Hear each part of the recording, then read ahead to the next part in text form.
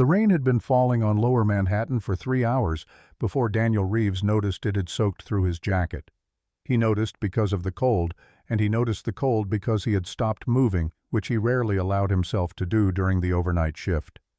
Standing still gave a man too much room to think. He was 50 yards from the park's east entrance beneath the skeletal canopy of an elm that had dropped most of its leaves 2 weeks ago, and he was looking at something that most people walking past at this hour would not have seen. The figure on the bench near the drainage grate was half covered by a flattened cardboard panel that had turned translucent in the wet.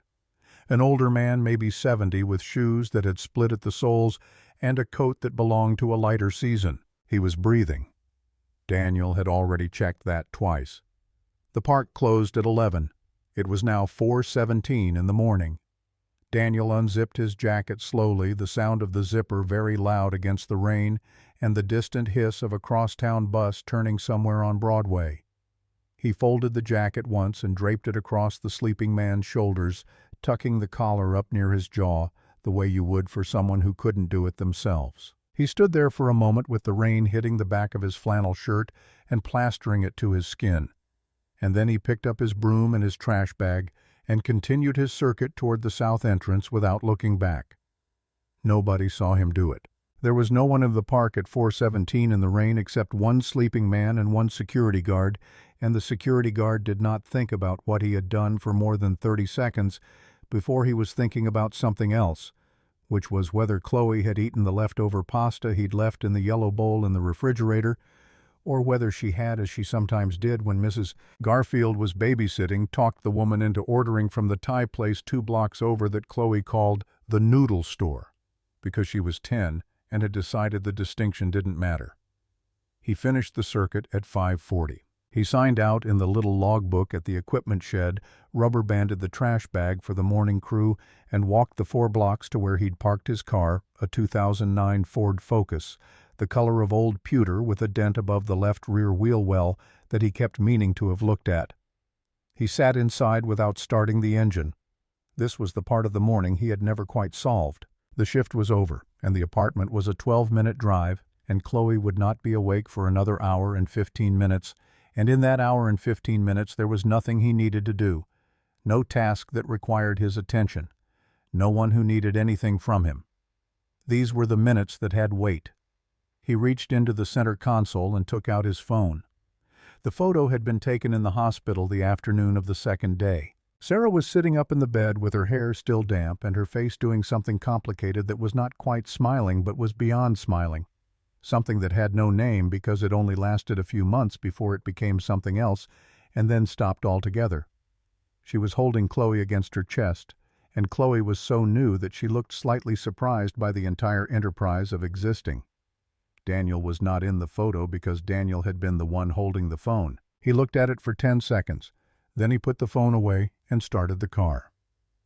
The apartment was on the 3rd floor of a building on DeKalb that had good bones and bad plumbing, and a landlord named Priscilla, who fixed things slowly but always eventually fixed them. Daniel had chosen it because it was 6 blocks from Chloe's school and 4 blocks from a park with a decent swing set, and because the rent was within what he could manage on the overnight rate, plus the weekend shift at the storage facility on Atlantic. He had not chosen it because it was the kind of place he had imagined living when he was 26 and writing code in a dorm room that smelled of instant coffee and ambition, but that version of himself felt as remote as a country he had visited once and would not be returning to. He unlocked the front door quietly. Mrs. Garfield, who was 71 and lived in 3B and had been watching Chloe on overnight shifts for the past 2 years, was asleep in the armchair near the window with an Afghan over her lap and the television on low. Daniel clicked the TV off and stood in the kitchen doorway and looked at his daughter. Chloe was standing at the counter in her pajamas, the ones with the small yellow stars, and she was very carefully burning toast. She had the toaster set to the highest setting, which she had apparently been doing for several months before Daniel discovered it because she had explained the way the burnt parts tasted when you scraped them off, which was something Daniel had never heard a child argue for with such conviction. She was frowning at the toaster with the focused attention of someone operating heavy machinery. He said her name softly, and she turned around without startling because she had good instincts and had heard his key in the lock. "Daddy." The toast is almost done." "I can see that." She studied him. She had his coloring, his dark gray eyes, but she had Sarah's way of looking at a person direct and without apology, like she was checking something. "You're wet. It's raining. Where's your jacket?" He had forgotten about the jacket. He considered a brief and plausible lie and then decided against it because she was 10, not 6, and the lies had to be getting better to be worth the effort. "I gave it to someone who needed it." She processed this the way she processed most things, without theatrical reaction. The toaster clicked, and she turned back to retrieve 2 pieces of toast that were dark around the edges in a way that stopped just short of requiring the scraping she preferred. She put one on a plate and slid it across the counter toward him. They ate in silence for a moment, which was one of the things Daniel valued about his daughter. She did not feel the need to fill silence, which was unusual in a child her age, and which he suspected she had learned from him without either of them planning it. Then, "Daddy, why don't you have any friends?" He looked at her. "Mrs. Garfield said so. She said you don't have friends, you just have work and me." She bit her toast. She said it like it was sad. "Mrs. Garfield talks a lot for a person who's supposed to be asleep." She wasn't asleep when she said it. She was watching her show. A pause. "Do you think it's sad?" He wanted to give her an honest answer, which meant he had to know what the honest answer was, and he found he was not entirely sure. He had colleagues. He had a guy named Terrence at the storage facility who was easy to work with. He had Priscilla the landlord, who sometimes brought up soup when Chloe was sick. Whether any of those constituted friends in the way Mrs. Garfield meant the word was a question he kept setting aside. "I have what I need," he said finally. Chloe looked at him with Sarah's eyes. "That's not the same thing." He kissed her forehead, which was a way of ending the conversation that she tolerated because he was her father and the power dynamic still tilted reliably in his favor, though he understood that window was closing faster than he liked. He sent her to get dressed for school, woke Mrs. Garfield with a gentle hand on her shoulder, thanked her in the way he thanked her every morning, and then stood alone in the kitchen with his second cup of coffee and turned on the small television on the counter, the volume low, just for noise. The story was the lead item on every channel. He knew before he heard the name, the way you sometimes know a thing from the shape of the coverage before the content arrives. The shot of the building was familiar because he had been walking past it twice a night for 26 months, had memorized the angles of its lobby lights, the rotation schedule of its evening security staff, the specific way the revolving door moved differently when there was wind from the northeast. Apex Ventures Tower, on the corner of Broad and Exchange, 47 floors of glass and steel, and the particular arrogance of money that considers itself permanent. Then the anchor said the name, Victoria Marsh.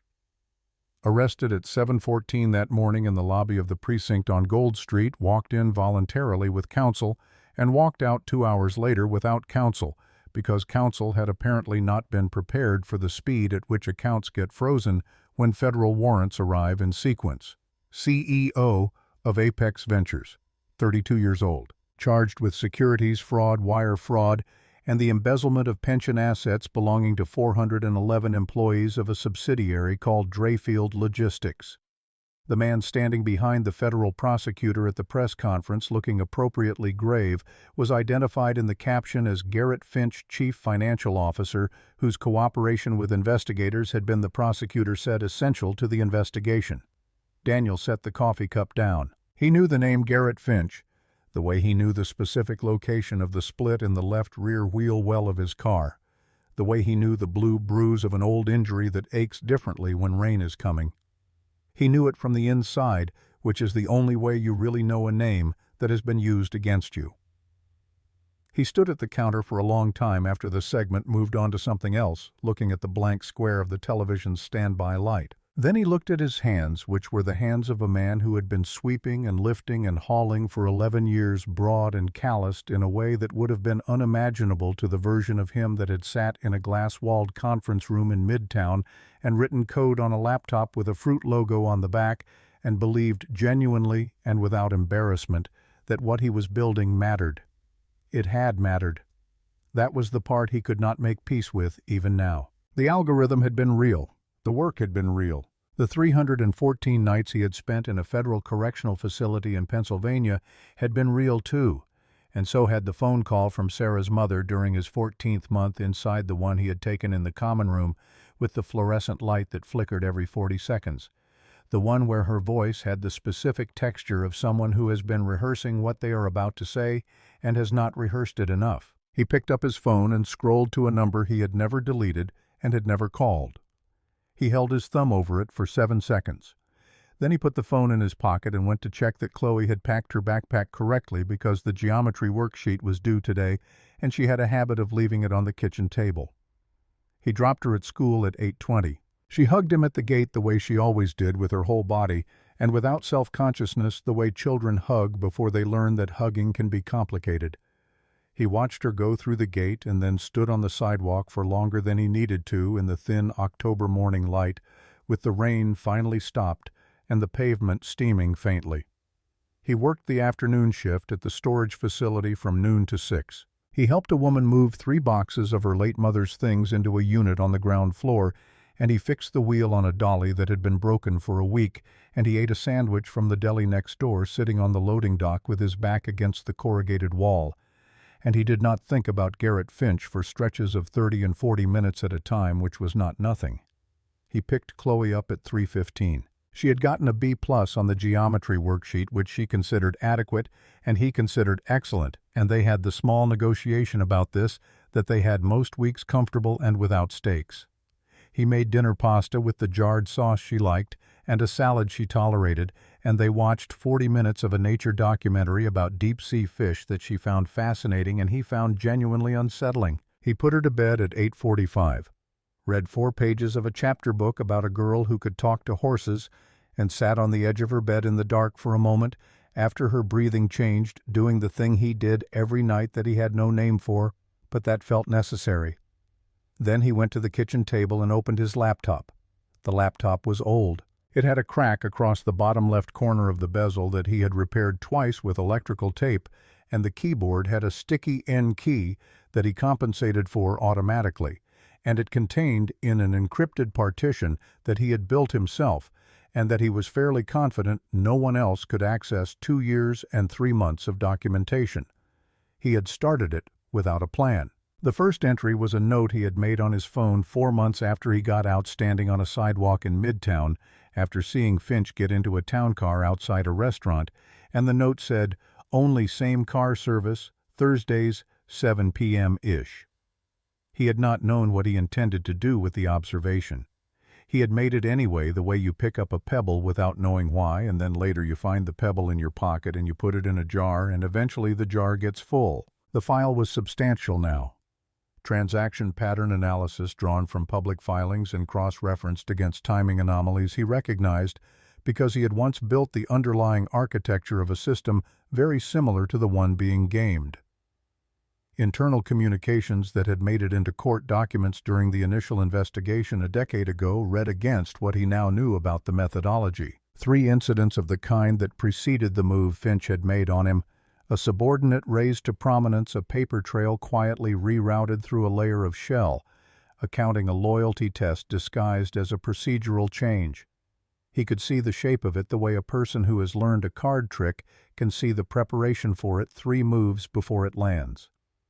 What he could not do with any of it as it currently stood was walk into a federal building and hand it to someone. He had tried that.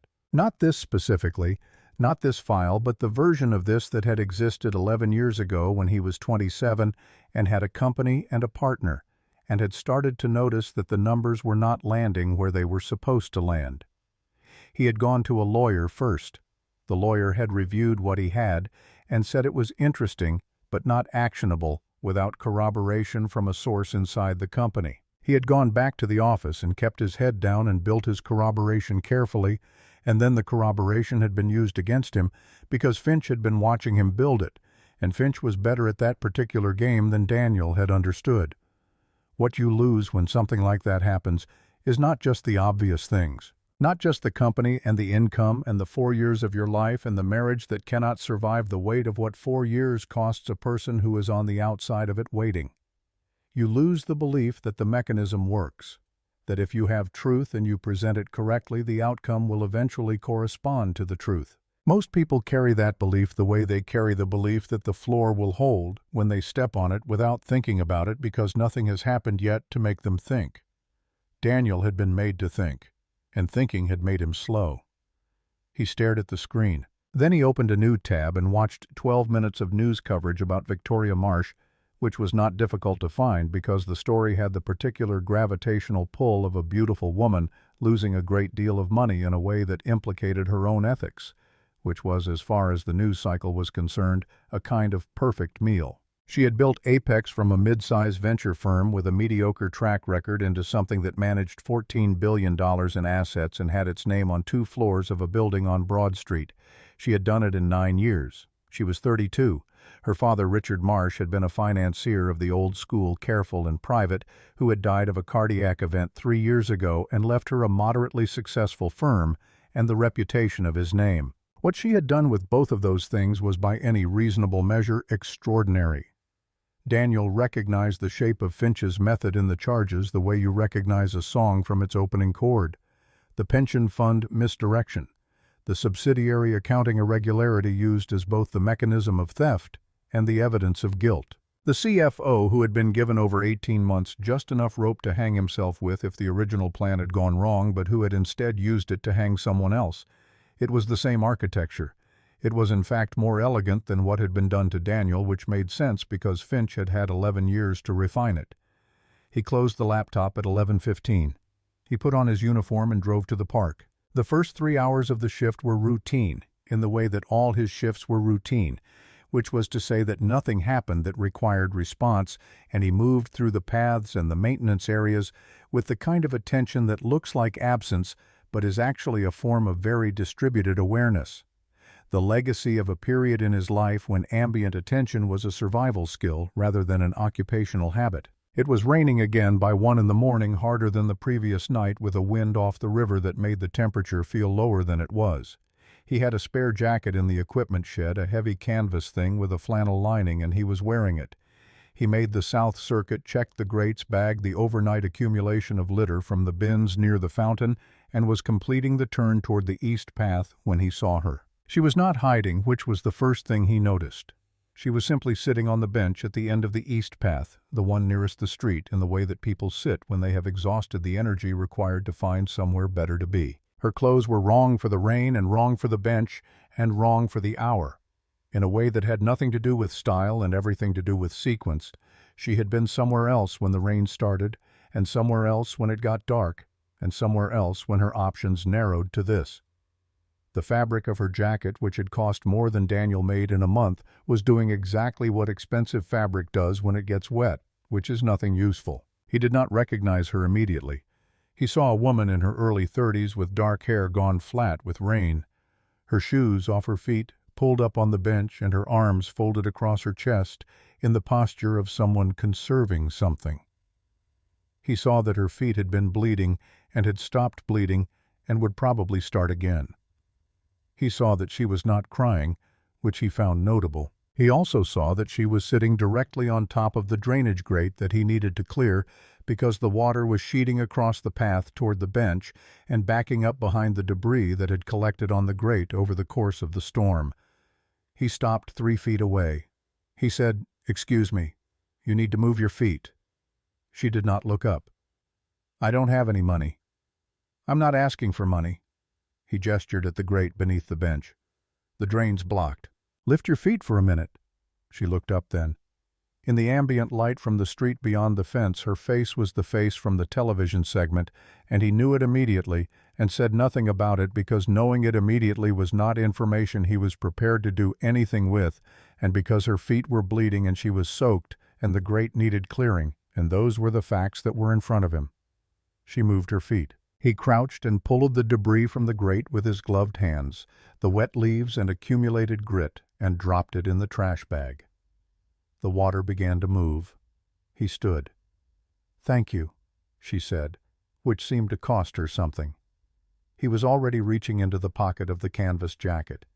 He had 2 things in there, a folded square of paper towel and a pack of peanut butter crackers that he'd brought from home and had not eaten during the shift. He set both on the bench next to her without making it an offering the way you set something down on a table, rather than extending it to a person, which removes the possibility of refusal from the transaction.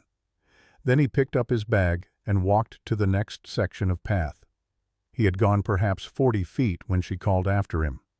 Her voice carried the flat control of someone who had been making herself sound steady for so long she could no longer tell the difference. "Excuse me." He turned. "Do you know who I am?" It was not a vain question. He understood that. It was a question about whether she had anything left that could be used, any currency of recognition. He considered the honest answer, which was yes, and he considered what that meant. "Victoria Marsh," he said. Something shifted in her face. Not relief. More like the adjustment you make when a door opens in the direction you were expecting. She said, "Then you know what happened today?" "Some of it." He walked back toward the bench. "Garrett Finch turned on you." The name landed on her like a physical thing. She absorbed it and held still, which told him the wound was real and not performed, and he found he needed to know that before anything else. "He stole everything," she said. "He built the case over 18 months. I can see that now. I couldn't see it while it was happening. They're careful about that. It's designed to be invisible until it isn't." She looked at him with the particular alertness of someone who has heard something that shouldn't have come from where it came. Her eyes moved over his uniform jacket, the patch on the sleeve, the cargo pants, the work gloves tucked into his pocket. Recalibrating. "How do you know how it's designed?"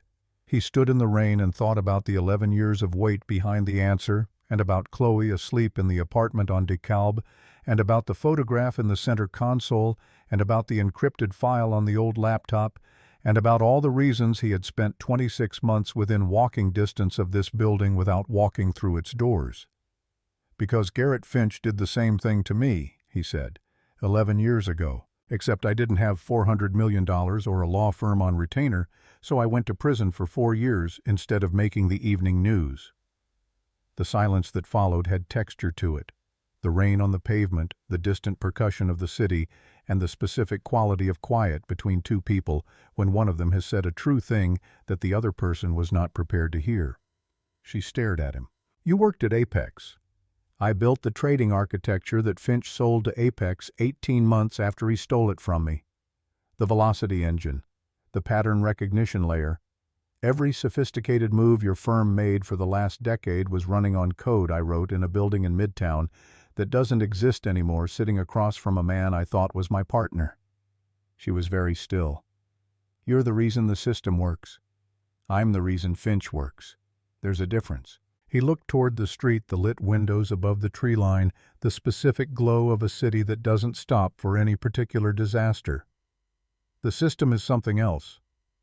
She did something then that he had not expected. She laughed, a single, brief, very quiet sound that had nothing to do with anything being funny. It was the sound of a person who has run out of appropriate responses and has landed somewhere past them. "You've been here," she said, "this whole time, working in the park." 2 years and 3 months. "Why?" He looked at her. He thought about the honest answer again, which was that he had not known why. When he started, that the instinct to stay proximate to the thing had preceded any understanding of what he intended to do about it, that it was the same instinct that makes you keep your hand near a wound even after the bleeding stops. He thought about whether to say any of that to a woman he had known for 4 minutes. "Because I couldn't make myself walk away," he said, which was true and incomplete and sufficient for now. She sat with that. He watched the calculation moving behind her eyes, the same calculation he had run in the car outside the storage facility, the same one he ran every time the file on the laptop felt close to sufficient, and then turned out not to be. She said, "Do you have anything?" "I have 2 years of pattern documentation and 0 physical evidence, which is the same thing as having nothing unless you have access to what's inside that building." He nodded toward the tower visible above the park fence, its upper floors still lit. She looked at the building for a long moment, and her expression did something complicated that he recognized without being able to name because he had felt it himself, standing in the parking lot of a federal building 11 years ago, when he had understood simultaneously that he was right about everything, and that being right was by itself worth almost nothing. "Finch keeps a physical backup," she said slowly. "A ledger. The real one, not the audited version. He keeps it on a drive in his office 42nd floor inside a false panel in the credenza behind his desk. I saw him access it once through the glass wall. He thought I was on a call. The FBI will have that floor sealed. The FBI has the main entrance, the executive elevator bank, and the server room on 38. They don't have the service access." She looked at him with an expression that was partly strategic and partly something raw, something that had to do with the specific desperation of a person who has nothing left to protect except the truth. "And I know this building better than any agent who's been in it for 18 hours. He was quiet for a moment. The rain was steady, and the park was empty, and somewhere in the equipment shed, his phone had his daughter's school number programmed in 3 different places, because that was the kind of man he had become, careful in the specific ways that fear makes you careful. "I have a daughter," he said. "She's 10. I have a record that means if I get caught anywhere near that building doing anything that isn't authorized, I don't go to a minimum security facility in Pennsylvania. I go somewhere worse and I don't come home, and she goes into a system that I have spent 11 years making sure she stays out of. That is the entire calculation. That is the only number that matters." Victoria Marsh looked at him from the bench, wet and broken and entirely clear-eyed, and she said, "I know, and you should go home to her. You absolutely should. I'm not asking you to risk her." A pause. "But I need to know if you're willing to think about what happens if you don't do anything. If Finch keeps the algorithm. If he does this to someone else in 3 years. If the thing you built keeps being used for what it's being used for." He stood in the rain with that. "You said you've been here 2 years, she said. "That's not the behavior of a man who decided to walk away." He looked at the tower. He looked at his gloved hands. He thought about the algorithm, the particular elegance of what he had built, the way it had felt when it was working correctly, like watching something move the way it was supposed to move, clean and purposeful. He thought about Finch in the coverage footage, grave and cooperative, that particular quality of performance that Daniel had once mistaken for integrity. He thought about Chloe asking why he didn't have any friends, and what Mrs. Garfield had said, and whether what he had was enough, or whether enough was a word he had been using to mean something smaller than it should. "Come with me," he said. "You can't stay in the rain, and I need to finish my shift." She looked up. "I'm not saying yes to anything," he said. "I'm saying you need to get dry, and I need to think, and those 2 things can happen in the same place without being a decision." She stood. Her feet hit the wet pavement, and he watched her face absorb the pain of it without complaint, which told him something. She was shorter than she appeared in the footage, and she moved carefully over the wet path, and she did not ask him where they were going or whether she should trust him, which might have been recklessness or might have been the particular clarity that arrives when every other option is gone. He walked beside her toward the equipment shed to sign out, and the rain came down on both of them equally, and the tower above the park glowed in the wet dark, the way it always did, the way it had every night for 2 years and 3 months, patient and indifferent and full of evidence he had not yet found a way to reach. Behind them, the drain ran clear. The apartment on Dacob looked different with someone else in it. Not worse, not better. Just different in the way a familiar room looks different when you see it through the eyes of someone who has never seen it before, which is to say, you suddenly see it at all. Daniel noticed the stack of Chloe's library books on the radiator cover, the crayon drawing of what might have been a horse or a large dog taped to the refrigerator, the bare patch on the baseboard near the hallway where the paint had chipped, and he had been meaning to touch it up since March. He noticed these things because Victoria Marsh was standing in his kitchen doorway, with rain-soaked hair and ruined shoes, and the particular stillness of a person trying very hard not to make an assessment. Mrs. Garfield was asleep in the armchair, which was standard. What was not standard was the small figure standing at the counter in star-print pajamas, turning to look at the stranger in the doorway with a gaze that contained neither alarm nor particular surprise, as though the arrival of a soaked woman in expensive destroyed clothing at 2 in the morning was within the range of plausible events. Chloe looked at Victoria for a long moment. Then she held up a plate with 2 pieces of toast on it and said, "I made extra. I do that sometimes in case." Victoria looked at the toast. Something moved across her face that was not quite an expression, more like the shadow of one. She walked to the counter and sat on the stool and accepted a piece of toast from a 10-year-old, and she ate it without speaking, and Daniel understood that this was the first honest thing she had been able to do in approximately 18 hours.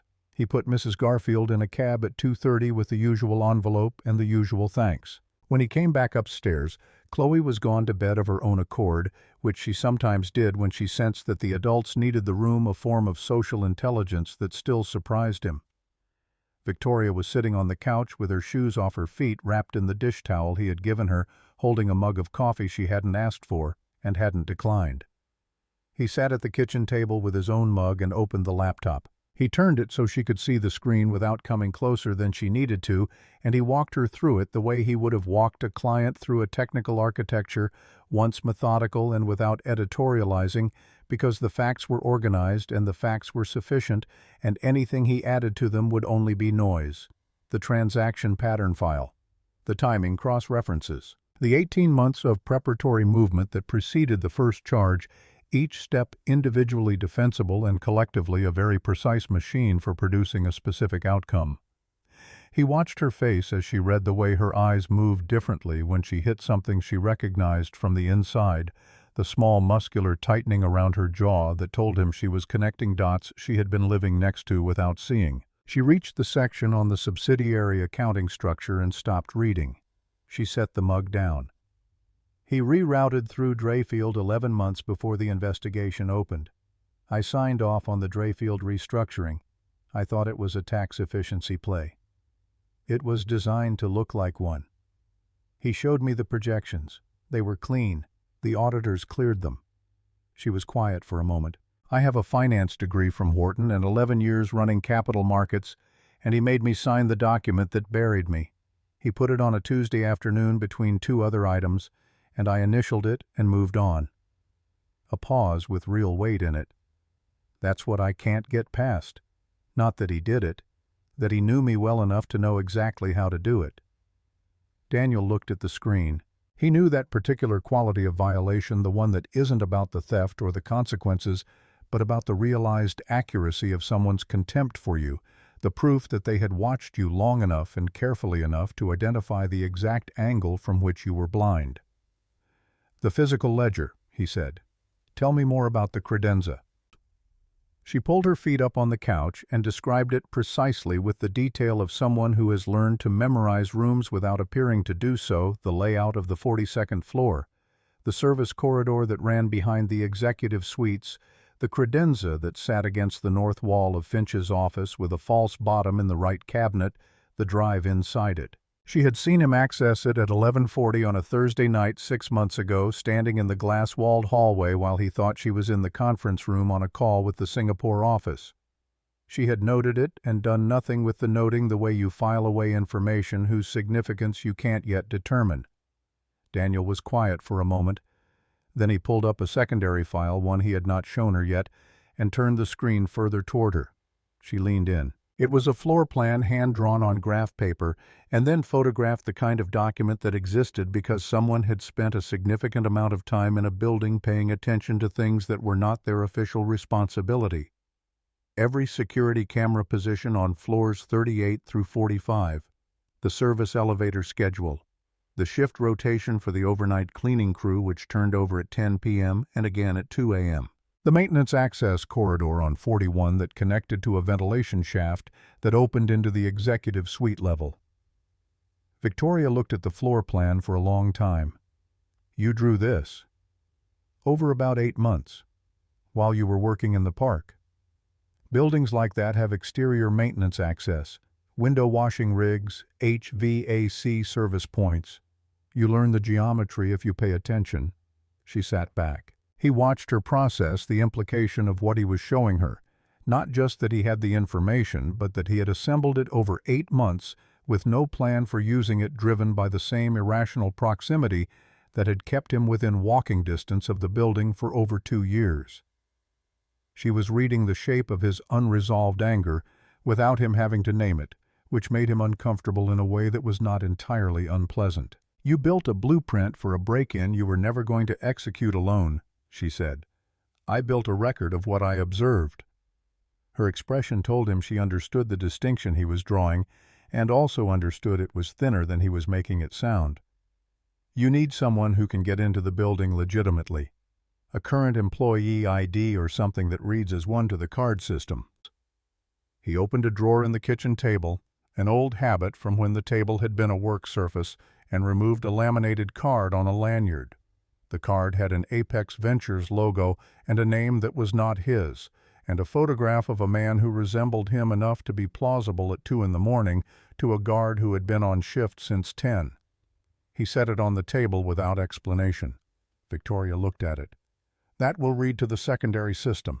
The legacy card readers on the service level haven't been updated since 2019. She looked up at him. "You know that because you built the original access architecture." Finch sold the whole security package to Apex along with the trading engine. He never bothered to replace the legacy hardware because replacing it would have required documenting why the original was insufficient, and documenting that would have required explaining where it came from. She was quiet for a moment. Outside, the rain had slowed to something intermittent, the pauses between drops longer than the drops themselves. The refrigerator hummed. From the hallway came the small sound of Chloe shifting in her sleep. "You said Chloe is the only number that matters," Victoria said. "She is." "Then tell me what changes that calculation."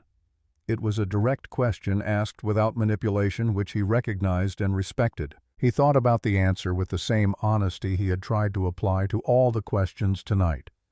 What changed it was not justice, which was an abstraction that had stopped feeling motivating somewhere around his 3rd month in Pennsylvania. What changed it was the specific image of Finch in 3 years or 5, standing behind another federal prosecutor at another press conference, having refined the method one more time, having learned from whatever small errors he'd made this time. What changed it was the knowledge that the algorithm was still running, still being used in the way it had been redirected, still bearing his architecture like an invisible signature that no one but him would ever recognize. What changed it was Chloe asking why he didn't have any friends and not being entirely wrong about what the answer meant. He did not say any of that. Instead, he said, "If we go in and we get the drive and we get caught, I need you to understand exactly what that means for me specifically, not in abstract terms." "I understand." "I don't think you do yet, but you will when it's happening." He closed the laptop. "The night crew does the executive floors between 10:15 and midnight. We have a 90-minute window. After midnight, security runs a different protocol." She understood that he had made a decision or something close enough to one that the distance was no longer meaningful. She did not say thank you, which was correct. Gratitude would have made it feel like a favor, and it was not a favor. It was 2 people with adjacent damage and overlapping information deciding to do the same dangerous thing for different reasons that happened to converge. He found her dry clothes, a pair of sweatpants, and a flannel shirt from a shelf in the closet that still held some things he had not reorganized, and he put sheets on the couch without discussing it. She changed in the bathroom and came out looking like someone who had been shipwrecked and was deciding not to perform distress about it. He was at the table with the graph paper floor plan when she came back into the kitchen and stood looking at the shelf near the window, the one with Chloe's collection of small things, rocks and bottle caps, and one very smooth piece of sea glass, and a stuffed bear that had been repaired at the seam twice and had a small button eye that didn't quite match the original. "Mr. Stack," he said without looking up. She named him. When she was about 3, she heard me on the phone with a guy I used to work with talking about Stack Overflow, and she thought it was the funniest phrase she'd ever heard. Spent a week calling everything Stack Overflow. The bear got it permanently. Victoria picked up the bear carefully and set it back down. "She was 3 when she heard you on the phone with a former colleague. I was just getting out, trying to figure out what came next." And what came next was the park.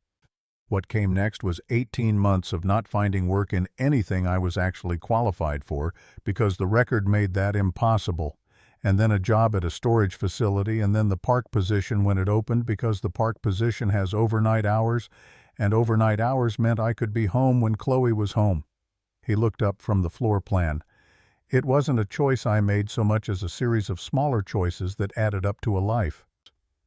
She looked at him with the quality of attention that does not require a response and does not expect one, which he recognized as something not everyone knew how to do.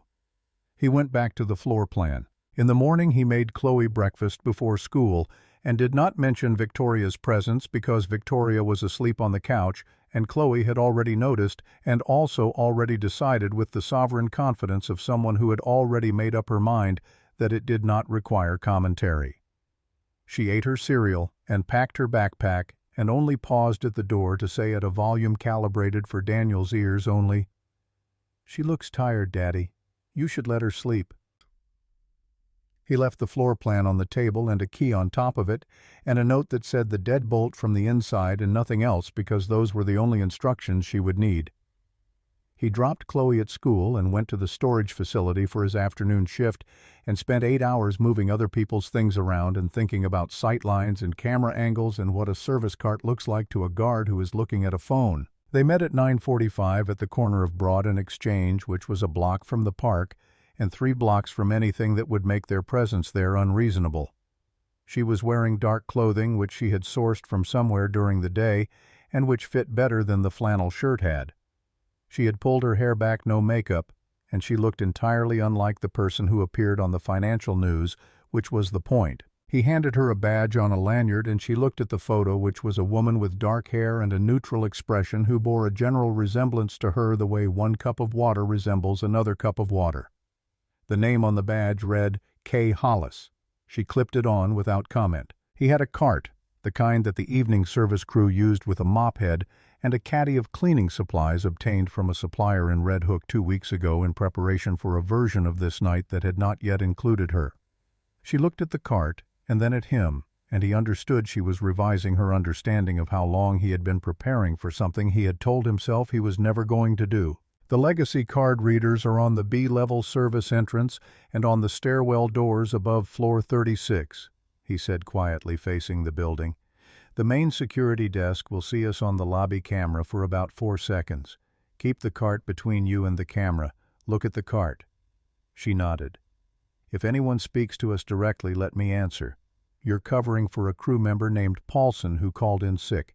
If they ask for Paulson's employee number, it's 8847. If they push past that, we have a problem." 8847, she repeated. The service entrance was on the building's south side, down a short ramp that smelled of exhaust and water from the kitchen vents above.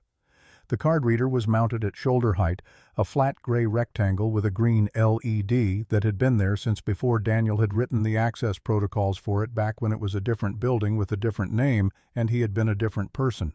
He swiped the card. The LED blinked twice and turned green.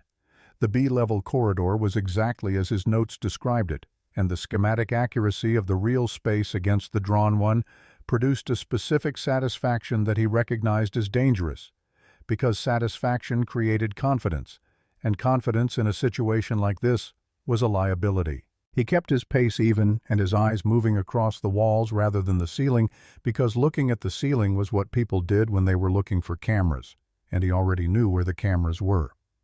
The service elevator opened on a code he had reconstructed from documentation in a 2019 facilities report that Apex had filed publicly and probably not thought about since. It had been updated partially, but the legacy override was still in the secondary panel, a blue wire that bypassed the above floor 40 authorization protocol when tapped in sequence with 2 others. He did it in the elevator without explaining it to her quickly, with the muscle memory of someone who has rehearsed a thing so many times it has left the realm of thought and entered the realm of reflex. The elevator opened on 42. The floor was dark, except for the ambient light of the city through the floor-to-ceiling windows on the east wall. Manhattan at 2 in the morning, doing what it always did, which was glow with the slightly feverish luminosity of a place that has decided sleep is optional. Yellow barrier tape crossed the entrance to the main corridor. He went left toward the service hallway, which had no tape. Finch's office was the 3rd door on the north side. The glass wall that Victoria had described gave a clear line of sight from the service corridor, and the door was keyed, but the key system here was the updated one, not legacy, which meant the card he had wouldn't open it. She had told him about this problem at 2 in the morning at his kitchen table, and he had already solved it, which he demonstrated now by removing from the cart a small flathead screwdriver and going to the door's hinged side rather than the lock side. The hinge pins were the original hardware installed when the building was converted in 2014, and they pulled with the right tool and the right angle of pressure. The door opened from the wrong side. Inside the office was the particular kind of large that announces its own cost, with a desk that probably had a name and a view that would have been worth living for in better circumstances. The credenza was against the north wall. He went directly to it because he knew where it was, and she came behind him, and she knelt at the right cabinet and pressed at the seam along the base until the panel gave. The drive was there, small matte black in a sealed plastic case. She took it out and held it for a moment with an expression he could not fully see in the dark. "There's more on here than the ledger," she said quietly. "He told me once drunk that he kept everything on one drive because he was afraid of cloud storage. I thought he was being paranoid." "He was being careful. There's a difference." She put the drive in her jacket pocket. He was already reassembling the credenza panel when the lights came on. Not the overhead lights. The lights in the hallway outside the glass wall. The full corridor fluorescence that the regular security sweep triggered at 2:15, which was not in his notes because his notes had the sweep at 2:45, and the discrepancy was 23 minutes that they did not have. Garrett Finch was not a guard. He was standing in the hallway in a suit jacket over a dress shirt. No tie, with the particular composure of a man who has been waiting rather than arriving, which meant he had known they were coming or had known someone was coming and had positioned himself accordingly. 2 men in private security uniforms flanked him, not building security private hire with the build and posture of people who did this as a profession. He looked at Daniel first, and the recognition was immediate and visible, and accompanied by something that might have been satisfaction, but was too cold for that word. He looked at Victoria second, and his expression did not change, which was its own kind of information. "I wondered if you'd be together," Finch said through the glass, his voice carrying with the particular clarity of someone who has decided on a tone and is performing it well. It seemed like the obvious move. Marsh needed resources. Reynolds had reason. He looked at Daniel with the assessment of a man recategorizing something he thought he understood. "You've been patient. I'll give you that." Daniel stood inside the office with the glass wall between them and the drive in Victoria's pocket and ran the geometry of the next 30 seconds, which did not produce favorable results. One exit, which was currently occupied by 2 professionals, and the man responsible for 11 years of collateral damage. The hinge side entry was behind them. The only other opening in the room was a utility panel on the south wall that connected to the HVAC maintenance shaft, which he knew about because it was on the floor plan he had drawn 8 months ago, and which he had measured once through the exterior service access, and which he knew was large enough for someone who was not him. He stepped toward the utility panel without looking at it directly. He kept his eyes on Finch. "You put a shadow on the building." "I put a shadow on a pattern. Someone's been running research queries against our legacy documentation for about 18 months. The IP hops were good, but not perfect." Finch tilted his head slightly. "You always were better at building than at hiding." Victoria was standing very still, and Daniel could feel her reading the room the same way he was calculating angles and outcomes with the kind of mind that hadn't survived 9 years of capital markets by being slow. Her hand was in her jacket pocket. She had not moved it. Finch nodded at his security staff, and the door to the office opened, the keyed one, from outside. The drive, Victoria. "Whatever's on my personal hardware is inadmissible if it was obtained by trespass, and you both know it. Hand it over and I'll let you walk out. You're already in enough trouble. Don't add to it." Daniel said, "Check your phone." Finch's composure held for a moment, then fractured slightly the way ice does before it moves. He looked down at his phone, which was in his jacket pocket, and it was showing a notification from a cloud service, an automatic backup, triggered by the entry of a connected device into the office network. The drive had paired with the office Wi-Fi the moment Victoria removed it from the Faraday case, and Daniel had set the backup protocol 11 years ago when he built the system, and Finch had never changed it because Finch had never known it was there. Everything on that drive transmitted to an off-site server in the last 4 minutes, Daniel said. The drive you're asking for is a copy. The silence had a different quality now. Finch's face was doing something difficult. The recalculation of a man who has just discovered that the position he has held for 11 years was always less secure than he believed, because the person whose work he built it on had left a door open that he did not know to close. One of the security staff moved toward Victoria. Daniel did the only thing the geometry allowed. He picked up the service cart, the full weight of it, water and supplies and the mop head, and drove it into the glass wall of the office with everything he had. Tempered glass does not shatter like ordinary glass. It collapses in a cascade of small, blunted pieces very suddenly and very completely, and the sound of it in an empty office corridor at 2 in the morning was enormous. In the noise and the falling and the instinctive backward movement of the two security staff, he grabbed Victoria's wrist, and they went through the gap where the glass had been and into the service hallway and left hard toward the stairwell door, which opened on the legacy card and led to 14 flights of stairs, and below that, the city which was still there, which was always still there, indifferent and continuous and full of the kind of dark in which two people can disappear if they move quickly enough and know where they are going. They came out on a side street at 2:23. He was breathing hard and she was breathing harder. She had the drive in her left hand and her jacket was torn at the shoulder, and neither of them said anything for 30 seconds while the adrenaline found its level. She looked at him. The backup, the cloud service, is real, he said. Has been running since 2013. I set it up when I built the system and named it after a defunct weather service so it would look like routine telemetry in the log. He caught his breath. I checked it this morning. It's been backing up Finch's office network the entire time he's been at Apex. Every document, every communication. 11 years of it. She stared at him. The expression on her face was not what he expected. It was not relief or triumph. It was something quieter and more complicated, the look of a person who is understanding for the first time the full dimensions of something that has been happening around them. You built a trap, she said, 11 years ago before you knew you needed one. I built a backup, he said. I always built backups. He just didn't know to look for this one. The night was cold and the street was empty, and somewhere above them the 42nd floor was lit up with the aftermath of broken glass and a recalculation, and Daniel Reeves stood on a sidewalk in lower Manhattan with his hands steady and his heart rate dropping, and the weight of what had just shifted settling into place around him like something long airborne finally finding the ground. They walked 6 blocks before either of them spoke, moving through the specific grammar of lower Manhattan at 2:30 in the morning. Delivery trucks beginning their rounds, the scattered pedestrians who belonged to the night for their own reasons.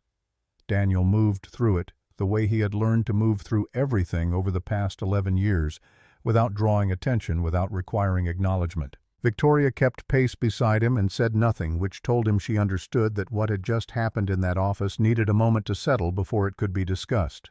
He had parked the Focus 3 blocks from the building.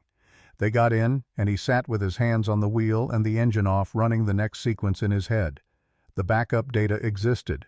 The drive existed. The problem was presenting 11 years of cloud archive to federal investigators in a way that answered the first question before it was asked. The backup needs a clean channel, he said. Chain of custody is the first problem. If I hand it directly to the FBI, the second question is method of collection, and both of those questions have answers I'd rather not give in a federal building. Victoria had the drive in her lap.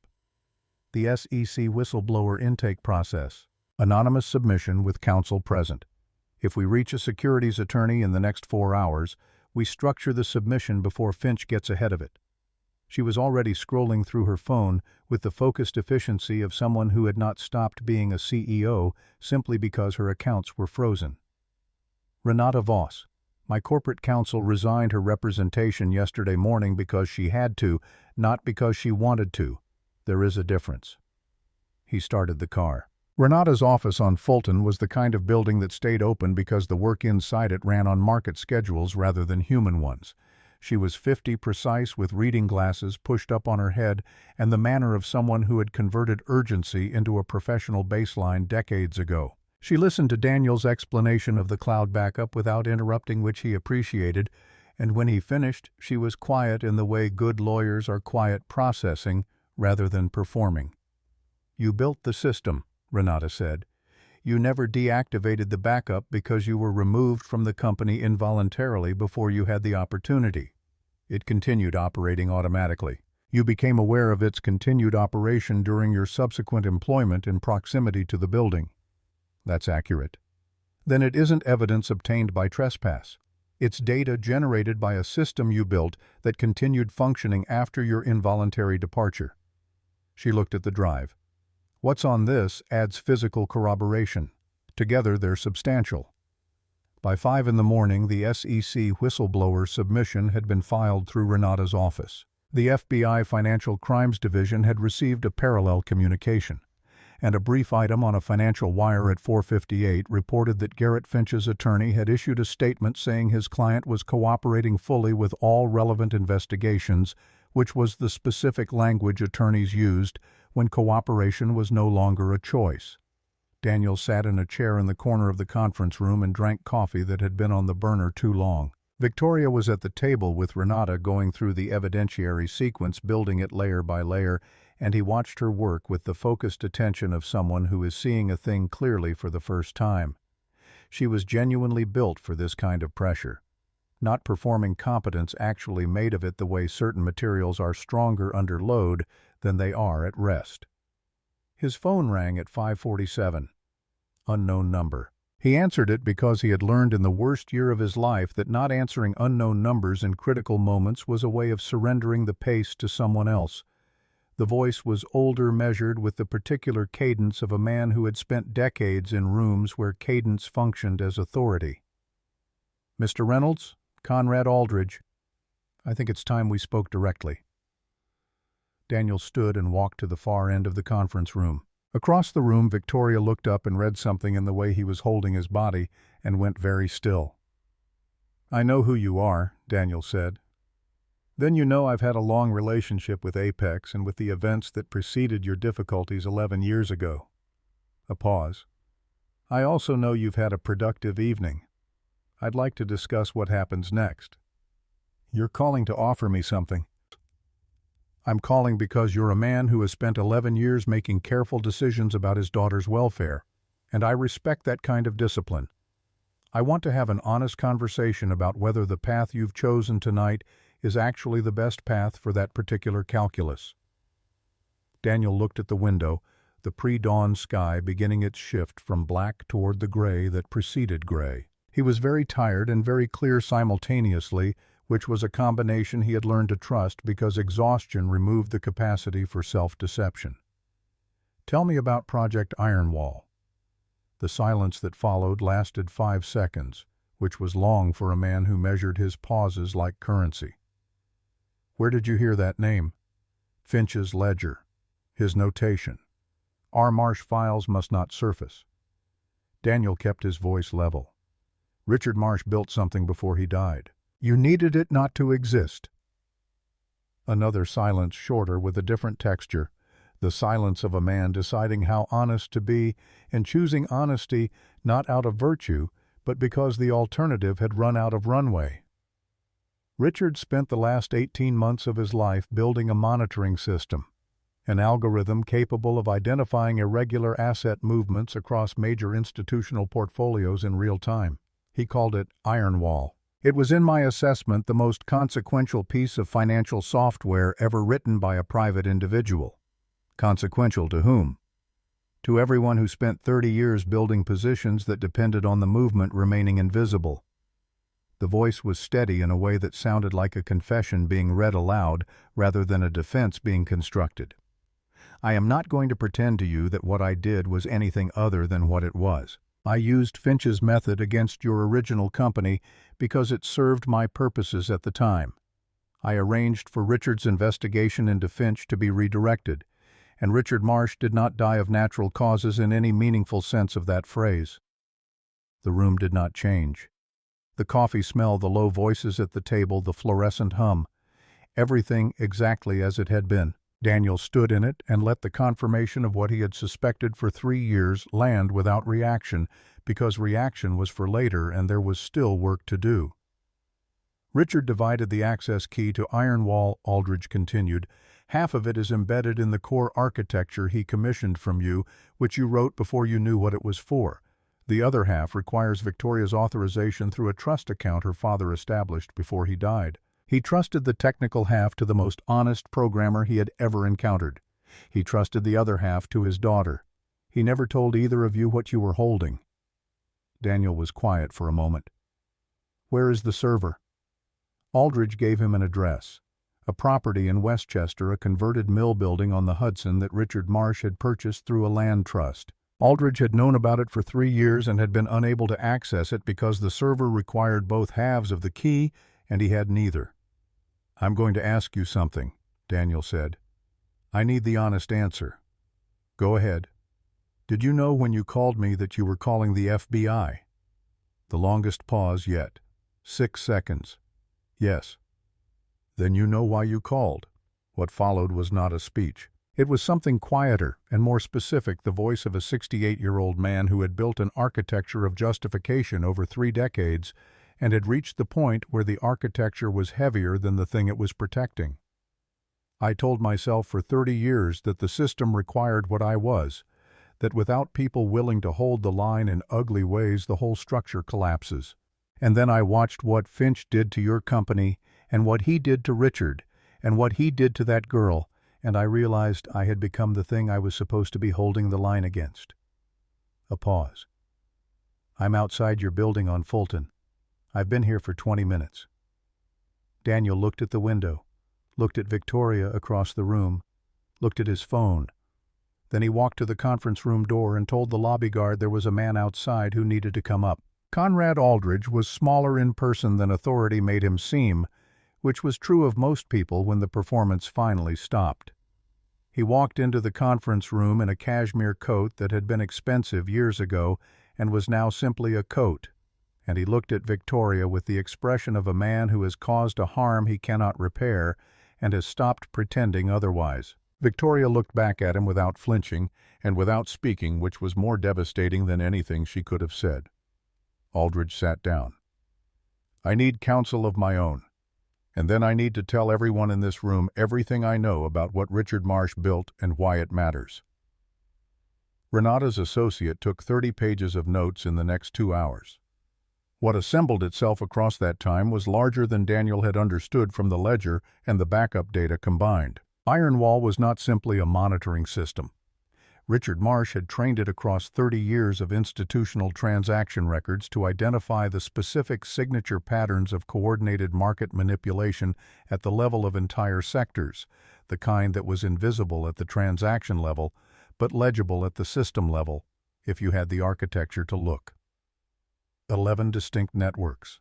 Documented, traceable. The kind of evidence that did not produce one case but restructured the understanding of how the market had been operating for a generation. Victoria listened to all of it without expression, which was something different from not having an expression. When Aldridge described the circumstances of her father's death, the removed monitoring, the redirected investigation, the 18 months of careful suffocation of a man's last project, she did not move. She held the stillness of someone receiving information they already knew in the part of themselves that knows things before the mind catches up, and finding that confirmation was not the same as preparation. When Aldridge finished, the room was quiet. Then Victoria said, "He split the key because he couldn't be certain either of us would be safe holding all of it. He trusted Daniel with the technical half because Daniel was the most honest person he'd found in 11 years of looking. He trusted me with the other half because I was his daughter, and he had no one else." She looked at the table. "He never told us because telling us would have made us targets before we had any way to defend ourselves. He was buying time." Daniel said, "He planned for the possibility that someone would push us into the same room." She looked up at him. "He was more patient than either of us." They drove to Westchester as the sun came fully up, the city giving way to the river corridor, bare October trees and old stone, and the Hudson going silver in the morning light. Victoria sat with a folded paper Aldridge had produced from his coat, a property description with handwritten coordinates in the margin, the kind of document written by someone who expected it to be found by someone specific. She read it twice and held it in her lap without folding it again. "He left this with Aldridge 3 years ago," she said. "Aldridge kept it because he couldn't use it alone. He kept it because he couldn't bring himself to destroy it either." She looked at the river appearing and disappearing between the trees. "My father understood people better than he ever let on. He understood that Conrad Aldridge was a man who would eventually reach the limit of what he could carry. He trusted the limit would arrive." A pause. "He trusted a lot of things he had no guarantee of." Daniel kept his eyes on the road. "He trusted me with half of something important before he had any real reason to. He had one meeting with you, one project, and he hid half the key to the most dangerous thing he ever built inside the work you did for him." She turned from the window to look at him directly, the look she used when she had stopped performing for any audience. "That's not a guess about character. That's a verdict." He had no answer for that. He drove. The mill building was at the end of a gravel road through a gate that responded to a code from the property document. 3 stories of weathered brick backing up to the river windows darked the facade the deep red of a century of Hudson Valley winters. The padlock on the main door had no rust. Someone had maintained it. Inside, past the main floor with its remnants of old industrial machinery, was a steel door set into the concrete foundation with a biometric panel beside it. Victoria pressed her palm to the reader.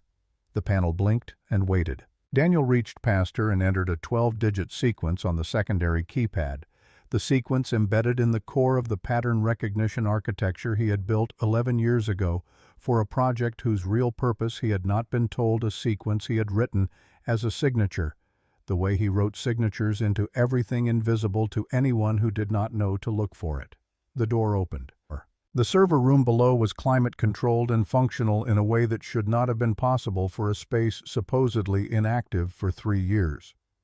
The cooling systems, the power draw, the backup generator, all maintained remotely by a timer protocol, so simple and so well hidden in routine telemetry that no one who wasn't looking for it would have found it.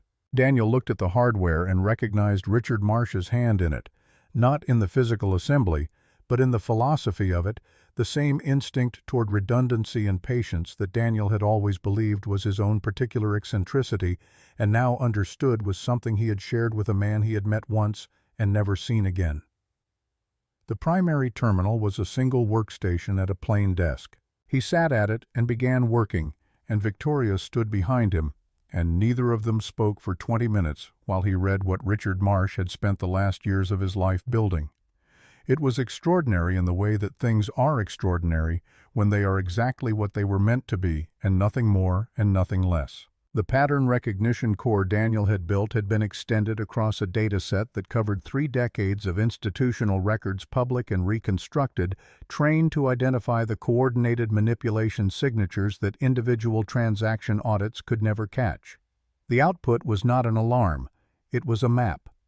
11 networks documented with the precision of a man who had known he might not live to present it himself, and had therefore built it to be presentable without him. Daniel sat with it for a long moment. Then he said, "He spent 3 years building the case, 30 years watching it accumulate." Victoria moved around to stand beside him rather than behind him. She looked at the screen. She looked at the name on the file header, RM, Final Archive, and the date stamp 14 months before his death. And something crossed her face that was grief and pride, simultaneously the complicated expression of a person understanding for the first time the full dimensions of someone they thought they already knew completely. "Can you transmit it directly from here?" she said. He traced the system architecture. A direct fiber connection established under a corporate name that resolved through 2 layers to a telecommunications subsidiary Richard Marsh had owned, and that had transferred to Victoria's estate trust upon his death. The pipe had been built 3 years ago. It had been waiting. "Your father owned the transmission channel," Daniel said. "He built the whole path. He was just waiting for someone to sit down and send it." She was quiet for a moment. Then, "He was waiting for us to sit down and send it. Specifically us. both halves of the key in the same room. She looked at the screen. He didn't know when. He just built it so that whenever it happened, it would be ready. Daniel began the transmission. It took 40 minutes for the data to move through Richard Marsh's fiber line to the SEC's secure intake server where Renata had established a receiving channel that morning. During those 40 minutes, Daniel and Victoria sat in the underground server room of a mill building on the Hudson, and the silence between them was not empty. It was the silence of two people who have been through enough in a short enough time that words have temporarily become imprecise instruments. At one point she said, "He would have liked you." Daniel thought about a man who had trusted him with half of something irreplaceable based on one project and one meeting. He made a significant bet on very limited information. He knew enough. She looked at the progress bar moving across the screen. Some people are legible if you know what to look for. He always knew what to look for. A pause. "I'm still learning." The transmission completed at 11:40. Renata called 3 minutes later to confirm receipt and to report that the FBI Financial Crimes Division had already contacted her office and the conversation had shifted substantially in terms of who was under discussion. At 12:15, a federal magistrate issued an arrest warrant for Garrett Finch, who was taken into custody at his apartment on the Upper East Side at 12:51 in the presence of a building full of neighbors who had spent the last 24 hours watching his face on every news channel and had opinions about what they were seeing. Conrad Aldridge surrendered voluntarily to federal authorities at 2 in the afternoon with his attorney present and gave a statement that his attorney repeatedly attempted to interrupt and that Aldridge repeatedly continued over the interruptions because he had apparently decided that the limiting period of his life was finished and he intended to be thorough. Daniel heard about Finch's arrest from Renata's call while he was driving back to the city. He pulled over on the Sawmill River Parkway and sat with the engine running and the heater on and the news coming through the phone speaker, and he felt something he had not expected, which was not triumph and not relief, but something quieter and more structural, the specific sensation of a weight that has been distributed across every surface of your life for so long that you stopped noticing it lifting, not gone, changed in nature, becoming something you had carried rather than something that was carrying you. He sat there for 90 seconds, then he pulled back onto the highway and drove. They stopped at Chloe's school at 3:15, which was pickup time. Victoria waited in the car, which was correct instinctively the right reading of what this particular moment required. Daniel stood at the gate and watched his daughter come through it with her backpack and her coat half-zipped and the expression she wore when she had been thinking about something all day and was deciding whether to bring it up. She hugged him at the gate the way she always did with her whole body, and without self-consciousness the way children hug before they learn that it can be complicated. He held on for a moment longer than usual. She allowed it, which meant she had noticed something in him even through the ordinary texture of the moment. In the car she saw Victoria and said nothing immediately, which was its own form of assessment. She looked at the front seat. She looked at her father's face in the rearview mirror. She appeared to reach a conclusion. "Are you staying for dinner?" she asked Victoria in the tone of someone confirming a logistical detail rather than extending an invitation. Victoria turned to look at her. "I wasn't sure if I was invited." Chloe considered this. "I'm inviting you," she said with the sovereign clarity of a 10-year-old who has decided something and sees no reason to be ambiguous about it. Then she looked out the window and said nothing else because she had said what needed to be said. 3 months later, the apartment on DeKalb had changed in the incremental way spaces change when they begin to hold more than one person's life. A second coffee mug had established a permanent location in the cabinet. A legal pad on the kitchen table held handwriting in 2 different styles on alternating pages. The shelf near the window, which had held Chloe's collection of rocks and bottle caps and sea glass, and the twice-repaired bear named Mr. Stack, now also held a single technical journal with a yellow sticky note on the cover in handwriting that was not Daniel's and not Chloe's. It was a Saturday morning in January, the heat on frost on the outside of the east window. Chloe was at the counter making toast with a precision that had improved considerably since October, having discovered sometime in November that there was a specific setting that produced the result she wanted without the remedial step she had previously defended as a feature. The toast came out correctly. She put it on 2 plates and carried both to the table where Victoria was sitting with a contract she was annotating in the margins, the restructured Apex board governance document that had been through 11 drafts and was on its way to a 12th. Chloe set the plates down. She looked at Victoria's annotations. She looked at the contract. She said, "Is that the one about the janitors getting paid more?" Victoria looked up. "That's in a separate document. This one is about the board. But the janitor's one is done. The janitor's one is done." Chloe nodded once with the expression of someone who has been tracking a specific outcome and is satisfied to have it confirmed. "Good." She picked up her toast and went to the living room. Daniel set Victoria's coffee next to her contract. She reached for it without looking up from the page. Their hands occupied the same space for a moment, and neither of them moved away from it, and neither of them said anything about it because it had become the kind of thing that didn't require commentary, which was its own form of answer to a question neither of them had asked out loud. Outside the east window, the city was doing what it always did in January, gray and continuous and entirely indifferent to the particular arrangements people made inside buildings to make their lives sustainable, and sometimes more than that. The light came in at the angle it always came across the table and across the shelf and across the notebook with 2 handwriting styles, and it was ordinary light doing what ordinary light does, which is illuminate without judgment, whatever happens to be in its path. From the living room, Chloe's voice arrived at the volume she used when she was talking to no one in particular and everyone in general. "Daddy, your toast is getting cold." He went to eat his toast. Victoria turned a page. The city moved through its morning outside the window. The coffee was hot and the heat was on and the frost on the glass was beginning to melt at the edges where the warmth reached it slowly and without announcement, the way most things change that actually last.